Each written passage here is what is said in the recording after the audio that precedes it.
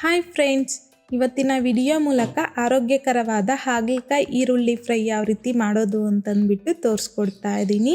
ಹಾಗಲಕಾಯಲ್ಲಿ ನಾವಿಲ್ಲಿ ಸಾಂಬಾರು ಹಾಗೆಯೇ ಗ್ರೇವಿ ಥರ ಅನ್ನೋದು ಜಾಸ್ತಿ ಮಾಡ್ಕೊತಾ ಇರ್ತೀರಲ್ವ. ಬಟ್ ಈ ವಿಧಾನದಲ್ಲಿ ಈ ಸಲ ಈ ರೀತಿಯಾಗಿ ಹಾಗಲಕಾಯಿ ಈರುಳ್ಳಿ ಫ್ರೈನ ಮಾಡಿ ನೋಡಿ, ತುಂಬ ರುಚಿಯಾಗಿರುತ್ತೆ. ಖಂಡಿತ ಹಾಗಲಕಾಯಿ ಇಷ್ಟಪಡದೇ ಇರೋರು ಸಹ ಈ ರೀತಿಯಾಗಿ ಫ್ರೈನ ಮಾಡಿದ್ದೀರಾ ಅಂತಂದರೆ ಅವರು ಅಷ್ಟೇ ತುಂಬಾ ಇಷ್ಟಪಟ್ಟು ತಿಂತಾರೆ. ಒಂದು ಚೂರು ಸಹ ಕಹಿ ಅನ್ನೋದಿರೋದಿಲ್ಲ, ತುಂಬ ರುಚಿಯಾಗಿರುತ್ತೆ. ಸೊ ಬನ್ನಿ ಇವಾಗ ಲೇಟ್ ಮಾಡ್ದಿರಾ ಈ ಹಾಗಲಕಾಯಿ ಈರುಳ್ಳಿ ಫ್ರೈ ಯಾವ ರೀತಿ ಮಾಡೋದು ಅಂತಂದ್ಬಿಟ್ಟು ನೋಡೋಣ.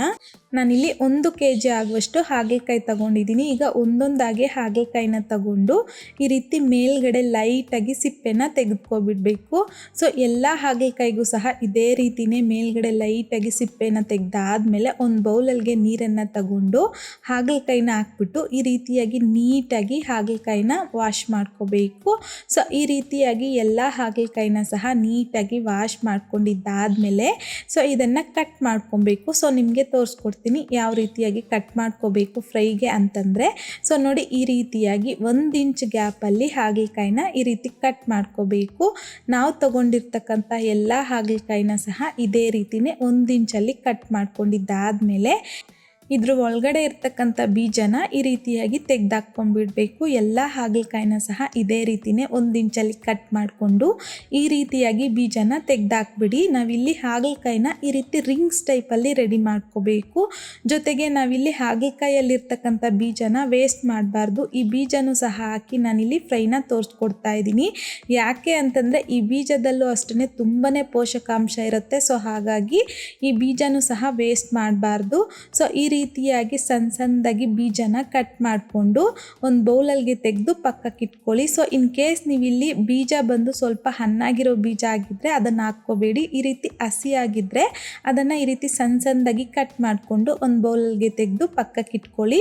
ಸೊ ನಾವಿಲ್ಲಿ ಹಾಗಲಕಾಯಿನ ಈ ರೀತಿ ರಿಂಗ್ಸ್ ಟೈಪ್ ರೆಡಿ ಮಾಡ್ಕೊಂಡಿದ್ದಾದಮೇಲೆ ಪಕ್ಕಕ್ಕೆ ಇಟ್ಕೊಂಡು ಈರುಳ್ಳಿ ಮಸಾಲೆಗೋಸ್ಕರ ನಾನಿಲ್ಲಿ ಕಡಾಯಿಗೆ 2 ಟೇಬಲ್ ಸ್ಪೂನ್ ಆಗುವಷ್ಟು ಕಡಲೆಬೇಳೆನ ಹಾಕ್ಕೊಂಡು ಈ ರೀತಿ ಮಿಕ್ಸ್ ಮಾಡ್ಕೊತಾ ಲೋ ಫ್ಲೇಮ್ನಲ್ಲಿ 1-2 ನಿಮಿಷ ಫ್ರೈ ಮಾಡ್ಕೋಬೇಕು. ಸೊ ನೋಡಿ, ಈ ರೀತಿಯಾಗಿ 1-2 ನಿಮಿಷ ರೋಸ್ಟ್ ಮಾಡ್ಕೊಂಡಿದ್ದಾದಮೇಲೆ 1-2 ಟೇಬಲ್ ಸ್ಪೂನ್ ಆಗುವಷ್ಟು ಉದ್ದಿನ ಬೇಳೆನ ಸಹ ಹಾಕ್ಕೊಂಡು ಲೋ ಫ್ಲೇಮ್ನಲ್ಲಿ ಡ್ರೈ ರೋಸ್ಟ್ ಮಾಡ್ಕೋಬೇಕು.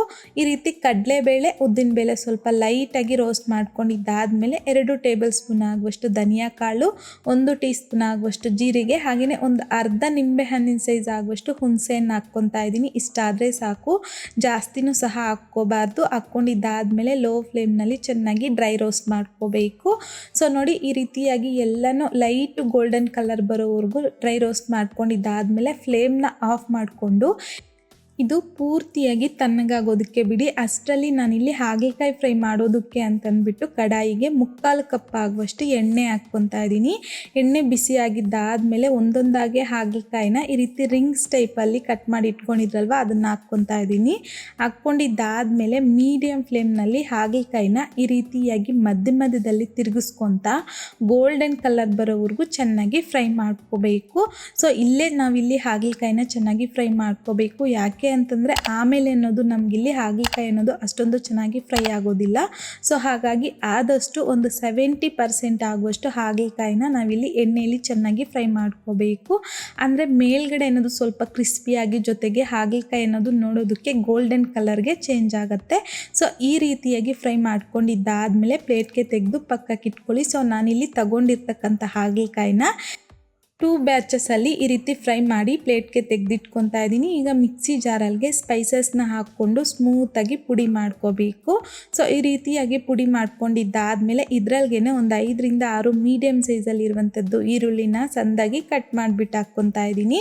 ಹಾಗೆಯೇ 1 ಬೆಳ್ಳುಳ್ಳಿನ ಸಹ ಮೇಲ್ಗಡೆ ಸಿಪ್ಪೆ ತೆಗೆದ್ಬಿಟ್ಟು ಹಾಕ್ಕೊತಾ ಇದ್ದೀನಿ. ಹಾಗೆಯೇ 3 ಟೇಬಲ್ ಸ್ಪೂನ್ ಆಗುವಷ್ಟು ಖಾರದ ಪುಡಿ ಹಾಕ್ಕೊತಾ ಇದ್ದೀನಿ. ಈ ಫ್ರೈಗೆ ಸ್ವಲ್ಪ ಖಾರ ಜಾಸ್ತಿ ಇದ್ರೇ ಚೆನ್ನಾಗಿರೋದು. ಹಾಗೆಯೇ ರುಚಿಗೆ ತಕ್ಕಷ್ಟು ಕಲ್ಲುಪ್ಪು, ಹಾಗೆಯೇ 1 ಟೀ ಸ್ಪೂನ್ ಆಗುವಷ್ಟು ಬೆಲ್ಲನ ಸಹ ಹಾಕ್ಕೊತಾ ಇದ್ದೀನಿ. ಹಾಗೆಯೇ 1 ಟೀ ಸ್ಪೂನ್ ಆಗುವಷ್ಟು ಅರಿಶಿನ ಸಹ ಹಾಕ್ಕೊತಾ ಇದ್ದೀನಿ. ಹಾಕ್ಕೊಂಡಿದ್ದಾದಮೇಲೆ ಮಧ್ಯದಲ್ಲಿ ಮಿಕ್ಸ್ ಮಾಡ್ಕೊತಾ ಗಟ್ಟಿಯಾಗಿ ನಾವಿಲ್ಲಿ ಈರುಳ್ಳಿ ಮಸಾಲೆನ ರೆಡಿ ಮಾಡ್ಕೋಬೇಕು. ಇನ್ ಕೇಸ್ ಮಧ್ಯದಲ್ಲಿ ನೀರಿನ ಅವಶ್ಯಕತೆ ಇದ್ದರೆ ಗ್ರೈಂಡ್ ಮಾಡೋದಕ್ಕೆ ಸ್ವಲ್ಪ ಆಗುವಷ್ಟು ನೀರನ್ನು ಸೇರಿಸ್ಕೊಂಡು ಈ ರೀತಿಯಾಗಿ ಆದಷ್ಟು ಮಸಾಲೆನ ಗಟ್ಟಿಯಾಗಿ ಗ್ರೈಂಡ್ ಮಾಡ್ಕೊಂಡು ತಗೋಬೇಕು. ಸೊ ನೋಡಿ, ಈ ರೀತಿಯಾಗಿ ಈರುಳ್ಳಿ ಮಸಾಲೆನ ರೆಡಿ ಮಾಡ್ಕೊಂಡಿದ್ದಾದಮೇಲೆ ಈ ಮಸಾಲೆನ ಪಕ್ಕಕ್ಕೆ ಇಟ್ಕೊಂಡು ಮಾಡಿಕೊಂಡು ನಾವಿಲ್ಲಿ ಆಲ್ರೆಡಿ ರಿಂಗ್ಸ್ ಟೈಪಲ್ಲಿ ಹಾಗಲಕಾಯಿನ ಕಟ್ ಮಾಡಿಕೊಂಡು ಫ್ರೈ ಮಾಡಿ ಇಟ್ಕೊಂಡಿದ್ರಲ್ವಾ. ಸೊ ಈ ಹಾಗಲಕಾಯಿಯನ್ನು ಈ ರೀತಿಯಾಗಿ ಪ್ಲೇಟ್ಗೆ ಜೋಡಿಸ್ಕೊಂಡಿದ್ದಾದಮೇಲೆ ನಾವು ಮಸಾಲೆ ರೆಡಿ ಮಾಡ್ಕೊಂಡಿರ್ತಕ್ಕಂಥದ್ದನ್ನು ಈ ರೀತಿಯಾಗಿ ಹಾಗಲಕಾಯಿಗೆ ಸ್ಟಫ್ ಮಾಡ್ಕೊಂಡ್ಬಿಡ್ಬೇಕು. ಎಲ್ಲ ಹಾಗಲಕಾಯಿ ರಿಂಗ್ಸಲ್ಗೂ ಸಹ ಇದೇ ರೀತಿಯೇ ನಾವು ರೆಡಿ ಮಾಡ್ಕೊಂಡಿರ್ತಕ್ಕಂಥ ಮಸಾಲೆನ ಸ್ಟಫ್ ಮಾಡಿಕೊಂಡು ಪ್ಲೇಟ್ನ ಪಕ್ಕಕ್ಕೆ ಇಟ್ಕೊಳ್ಳಿ. ಇನ್ ಕೇಸ್ ಮಸಾಲೆ ಅನ್ನೋದು ಹಾಗಲಕಾಯಿಗೆ ಕರೆಕ್ಟಾಗಿ ಸರಿಯಾಯಿತು ಅಂದರೂ ಪರವಾಗಿಲ್ಲ, ಇಲ್ಲ ಅಂತಂದರೆ ಇಲ್ಲ ನಮ್ಗೆ ಇನ್ನೂ ಸ್ವಲ್ಪ ಈ ರೀತಿ ಮಸಾಲೆ ಅನ್ನೋದು ಇದೆ ಅನ್ನೋರು ಏನು ತೊಂದರೆ ಇಲ್ಲ. ಈ ಮಸಾಲೆನ ನಾವಿಲ್ಲಿ ಹಾಗಲಕಾಯಿನ ಫ್ರೈ ಮಾಡ್ಕೊಳ್ಳೋವಾಗ ಹಾಕಿ ಫ್ರೈ ಮಾಡ್ಕೊಳ್ಳೋದು ಅಷ್ಟೇ. ಈಗ ಸ್ಟಾರ್ಟಿಂಗಲ್ಲಿ ಹಾಗಲಕಾಯಿ ಫ್ರೈ ಮಾಡೋದಕ್ಕೆ ಅಂತಂದ್ಬಿಟ್ಟು ಎಣ್ಣೆ ಹಾಕಿದ್ರಲ್ವ, ಸೊ ಅದೇ ಎಣ್ಣೆನ ಬಿಸಿ ಮಾಡಿಬಿಟ್ಟು ಇದ್ರಲ್ಗೇನೆ ಸಣ್ಣದಾಗಿ ಕಟ್ ಮಾಡ್ಕೊಂಡಿರ್ತಕ್ಕಂಥ ಹಾಗಲಕಾಯಿ ಬೀಜನ ಹಾಕ್ಬಿಟ್ಟು ಈ ರೀತಿ ಮಿಕ್ಸ್ ಮಾಡ್ಕೊತ ಲೋ ಫ್ಲೇಮ್ನಲ್ಲಿ ಗೋಲ್ಡನ್ ಕಲರ್ ಬರೋವರೆಗೂ ಫ್ರೈ ಮಾಡ್ಕೋಬೇಕು. ಫ್ರೈ ಮಾಡ್ಕೊಂಡಿದ್ದಾದಮೇಲೆ ಸ್ಟಫ್ ಮಾಡ್ಕೊಂಡಿರ್ತಕ್ಕಂಥ ಹಾಗಲಕಾಯಿನ ಹಾಕ್ಕೊತಾ ಇದ್ದೀನಿ. ಹಾಗೆಯೇ ಹುರಿದಿರ್ತಕ್ಕಂಥ ಮಸಾಲೆನ ಸಹ ಹಾಕ್ಕೊಂಡು ಈ ರೀತಿಯಾಗಿ ಮಿಕ್ಸ್ ಮಾಡ್ಕೊತ ಲೋ ಟು ಮೀಡಿಯಮ್ ಫ್ಲೇಮ್ನಲ್ಲಿ ಹಾಗಲಕಾಯಿನ ಚೆನ್ನಾಗಿ ಫ್ರೈ ಮಾಡ್ಕೋ ಜೊತೆಗೆ ನಾವಿಲ್ಲಿ ಹಾಗೆ ಬಿಡಬಾರ್ದು, ಈ ರೀತಿಯಾಗಿ ಮಧ್ಯದಲ್ಲಿ ಮಿಕ್ಸ್ ಮಾಡ್ಕೊತ ನಾವಿಲ್ಲಿ ಹಾಗಲಕಾಯಿ ಫ್ರೈ ಮಾಡ್ಕೋಬೇಕು. ಯಾಕೆ ಅಂತಂದರೆ ಕೆಳಗಡೆ ಸೀದೋಗೋ ಚಾನ್ಸ್ ಇರುತ್ತೆ. ಸೊ ಹಾಗಾಗಿ ಈ ರೀತಿಯಾಗಿ ಮಧ್ಯದಲ್ಲಿ ಮಿಕ್ಸ್ ಮಾಡ್ಕೊತ ಹಾಗಲಕಾಯಲ್ಲಿ ಸ್ವಲ್ಪ ಎಣ್ಣೆ ಅನ್ನೋದು ಸಪ್ರೇಟ್ ಆಗ್ತಾ ಇರುತ್ತೆ. ಆ ರೀತಿಯಾಗಿ ಫ್ರೈ ಮಾಡ್ಕೊಂಡಿದ್ದಾದಮೇಲೆ ಸಣ್ಣದಾಗಿ ಕಟ್ ಮಾಡ್ಕೊಂಡಿರುವಂಥ ಕೊತ್ತಂಬರಿ ಹಾಗೆಯೇ ಕರಿಬೇವನ್ನು ಸಹ ಹಾಕ್ಕೊಂಡು ಮತ್ತೊಂದು 2-3 ನಿಮಿಷ ಲೋ ಫ್ಲೇಮ್ನಲ್ಲಿ ಈ ರೀತಿ ಮಿಕ್ಸ್ ಮಾಡ್ಕೊತ ಫ್ರೈ ಮಾಡಿಕೊಂಡ್ರೆ ನಮಗಿಲ್ಲಿ ತುಂಬಾ ರುಚಿಯಾಗಿರುವಂತಹ ಹಾಗಲಕಾಯಿ ಈರುಳ್ಳಿ ಫ್ರೈ ಅನ್ನೋದು ರೆಡಿಯಾಗೋಗುತ್ತೆ ಅಷ್ಟೇ. ಈಗ ಫ್ಲೇಮ್ನ ಆಫ್ ಮಾಡ್ಕೊಂಬಿಡಿ. ತುಂಬಾ ಚೆನ್ನಾಗಿರುತ್ತೆ ಟೇಸ್ಟ್. ನಿಮಗಿಲ್ಲಿ ಒಂದು ಚೂರು ಸಹ ಕಹಿ ಅನ್ನೋದಿರೋದಿಲ್ಲ. ಖಂಡಿತ ಈ ರೀತಿಯಾಗಿ ಹಾಗಲಕಾಯಿ ಫ್ರೈನ ಮಾಡಿದ್ದೀರಾ ಅಂತಂದರೆ ಹಾಗಲಕಾಯಿ ಇಷ್ಟಪಡದೇ ಇರೋರು ಸಹ ತುಂಬಾ ಇಷ್ಟಪಟ್ಟು ತಿಂತಾರೆ.